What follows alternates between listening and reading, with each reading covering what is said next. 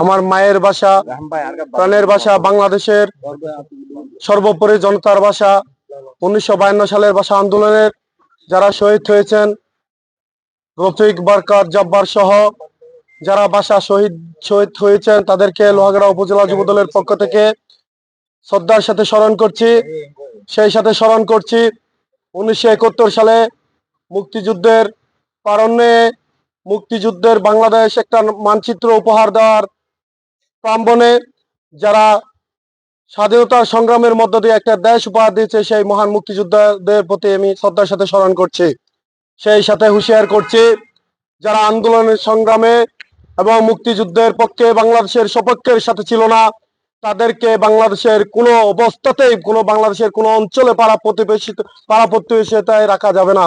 সেই সাথে আমরা তাদেরকে হুঁশিয়ার করে দিচ্ছি, আগামীর প্রজন্মের সাথে কোনো বট বাহিনী, গুজব বাহিনী এবং কোনো অপ্রীতকর কোনো অ্যাকাউন্ট দিয়ে কোনো মব সৃষ্টি করার পরিকল্পনা প্রায় তারা করার চেষ্টা করলে উপজেলা যুবদল কঠিন হাতে আপনাদেরকে সুপর্দ করবে ইনশাআল্লাহ। সেই সাথে আপনাদেরকে বলতেছি, 67 বছর পরে এসে আপনারা ভাষা আন্দোলনের শহীদদের শহীদ মিনারে গিয়ে স্মৃতি চারণ করতেছেন। আলহামদুলিল্লাহ, আপনাদের সুবুদ্ধির উদয় হয়েছে।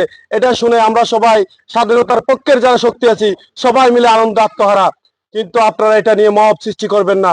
আপনারা জানেন 1952 সালে বাংলার জমিনের বাংলার মানচিত্রের একটা লেখা শুরু হয়ে গেছিল।